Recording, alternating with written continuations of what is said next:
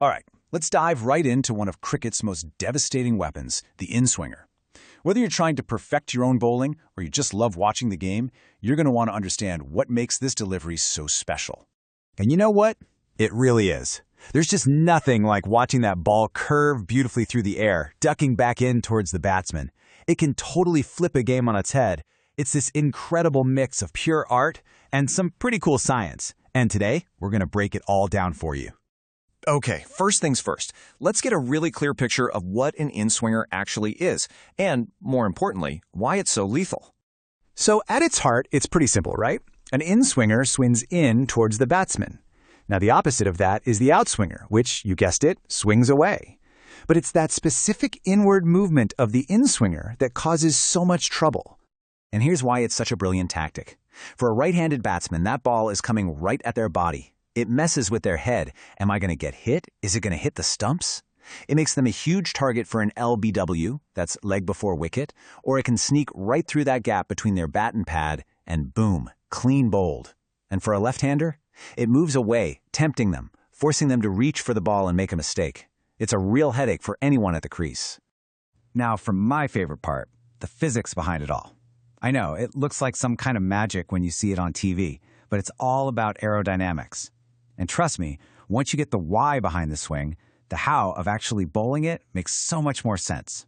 It all starts with the ball itself. See, one side is kept super shiny and smooth, while the other side is allowed to get all scuffed up and rough.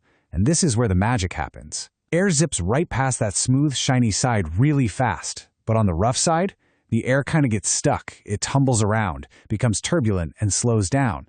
That difference is the secret sauce. So let's put it all together. First, the bowler angles the seam, almost like a rudder on a boat, to direct the air. Then you get that airflow difference we just talked about, fast on the shiny side, slow and turbulent on the rough side. This creates an imbalance in air pressure around the ball. And what happens then?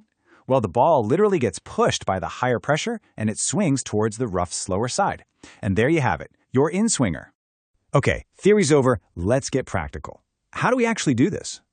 Well, it all starts before you even think about running. It starts with how you hold the ball and how you set up your body. This is a foundation. The grip is absolutely crucial. For a classic in-swinger, you want the seam straight up and down, but your fingers are angled just a little bit, pointing towards the leg side. And, this is key, the rough side of the ball is also facing that way, pointing in the direction you want the ball to go.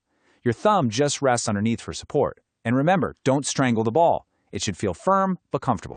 And who better to take advice from than an absolute master, James Anderson. He talks about the feel of it.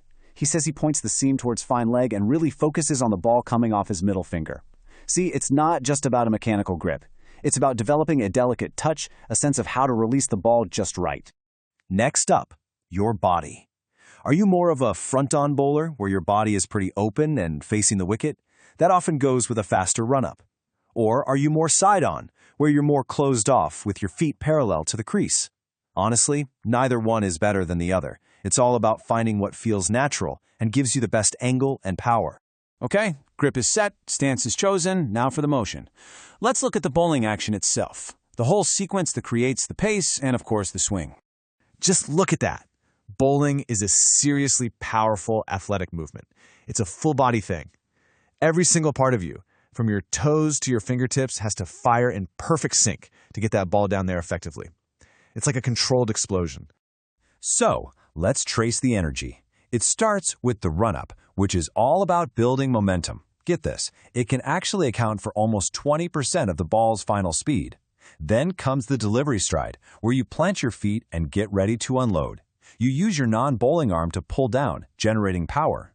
And then the release. You want a straight, stiff arm, a locked wrist, and you let it go from as high as you can. That's what gives you the magic. So, now you have the science, you have the technique. But listen, that's just a starting point. Turning all that knowledge into an unplayable delivery that you can rely on, well, that's where the hard work comes in. That takes practice and a whole lot of it. Want some pro tips to get you there? First, become obsessed with maintaining the ball. Keep that shiny side gleaming. Second, figure out your perfect run-up. It needs to feel like second nature. Third, use progressive drills. Start by just flicking your wrist while standing still. Then do it while walking. Then jogging and build up to your full run. And finally, get strong. Bowling takes a toll, and a strong core and good cardio will give you way more control and stamina. Let's leave the last word on practice to Jimmy Anderson again. I love this. He talks about just bowling against his garage door for hours, just playing around, trying to get a feel for the ball. He says he found it fun, and that's the real